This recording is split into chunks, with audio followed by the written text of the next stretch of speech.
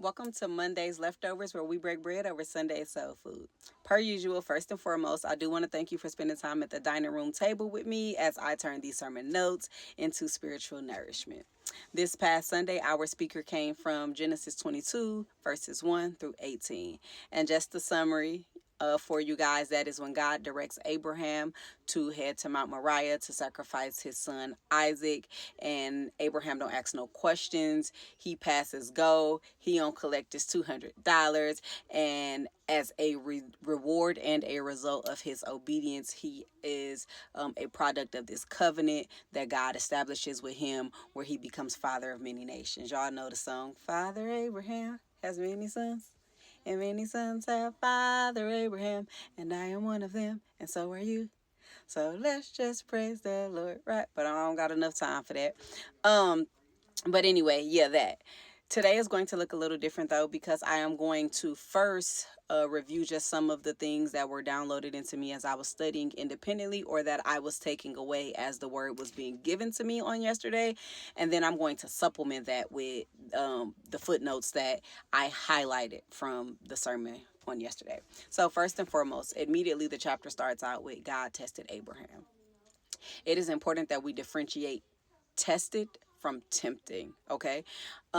Testing is from God, and it is to grow us spiritually. It is how we are developed. It's like what schools are supposed to be like, where if the kid don't pass the test, they don't go to the next grade. It's what schools will be like without No Child Left Behind, right? And so what happens here is, this is God's way of pruning and growing us, and in essence, for us to get to the next level, you got to pass this level, etc., etc. That's the testing. It is good for us. It's good. On the opposite side, you have tempting, and that is what the enemy did to Jesus in the wilderness, where he tried to lead him into sin bad, right? And so typically it is acts of the flesh, and it is the enemy trying to get you to act out of alignment with God's will. Okay, we got that. Good. Right. So moving on, I just thought there was quite a bit of things in here that I thought was really good. So it's nice and all that God told him to move and he moved. But if you go to verse 5, Abraham tells his servants that him and Isaac are about to go up on the mountain to worship God, and they're coming back down. Not I'm coming back down, but we collectively, him and Isaac, which means he had an unspoken faith. He had faith in God, but on another level, not faith by way of like it, not immediate from what he could see. Not it was a matter of, well, I know that God told me to move in this way and I got to move and it's just what it is and I'm going to deal with the loss of my son later.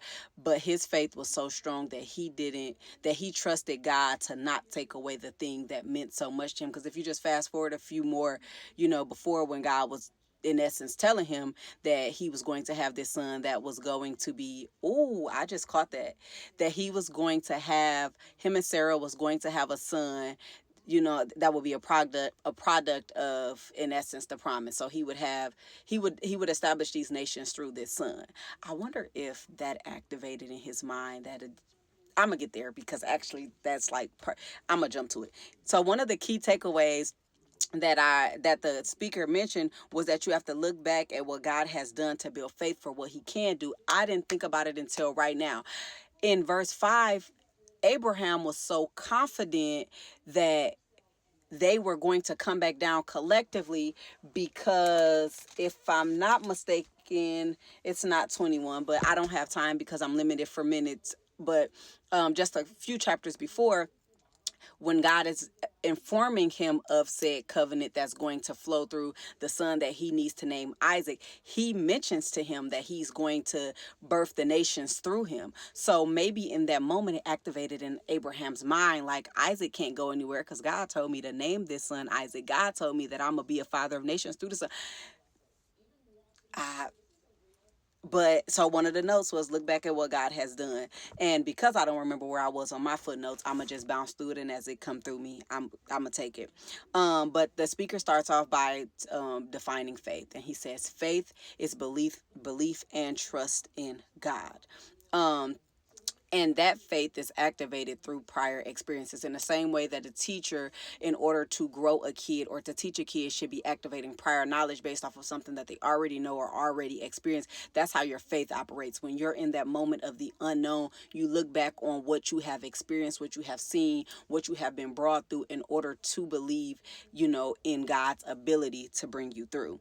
The next footnote I have is that we are to respond to God's directives with obedience, even when we don't have all the details. Immediately when I heard that, I was thinking about the fact that it's so natural to us in our humanness that when God puts a divine purpose or a divine order of steps on our life, we respond in our humanness and we begin to look at what makes sense to us, and it becomes a matter of, well, it's not realistic to us. We forget that God is not limited to this very small realm of things. He's Elohim, creator of all things, which means all things is possible. There's absolutely nothing that he can do in this world that he created with ease, right? It was just the spoken of a word and it was done. And so we tend to, well, we're not able to perceive the power and the authority of his divinity. And so in the moments when he's asking or directing us to move in ways that we don't understand, a lot of times we self-sabotage by way, or we become the victim, or we're too scared and our fearful feet hinder us, where Abraham's faithful feet allowed him to access this promise that still benefits us today. Where I'm at 628. Okay. The next footnote that I took away is, God will cause you to speak on that which you have not experienced, or faith, will cause you to speak on that which you have not experienced. And that's the same thing that I was saying. Like, you have to think about all of those things that God has brought you through that you don't know how you got through. And in a moment you didn't think that you would make it through. You have to use that to activate your faith in the right now, whatever that right now looks like for you. Know that he is able, because he's been there, he's done that, and he's going to do it again. And if you don't believe me, it's in his word. Another note that I have is, Abraham moved when God told him to move. He looked on his past promises, and that's verse 5 that just kind of activated in my mind. Was maybe his faith was so strong because of what God had told him. Another thing that's important is, you got to factor in that not only do we look at the fact that Abraham, oh my God, was about to sacrifice his son, but you got to think about the obedience of Isaac in this moment. And that is a direct result of relationship. Abraham obeyed the father because of their relationship. Isaac obeyed and trusted his father because of their relationship. And so what a key takeaway from this is that it is about relationship. You have to spend time with God in order for you to know that he has your better interest. And it's like any parent, right? Or any child. If you have a parent that doesn't take the time to pour into you, to grow you and charge you, you begin to question if the direction that they're giving you is for your better good, or if it's selfish, for their purposes.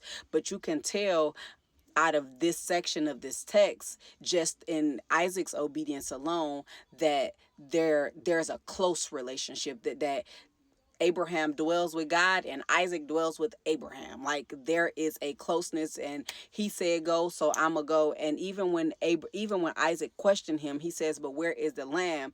Abraham said God himself will provide, and Isaac moved. Like, it was just like, it was what it was. He even got to the point where he bound him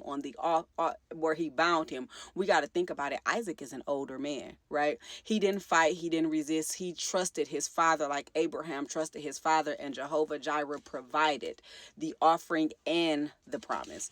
But as I come up on time, because it is about 9 minutes,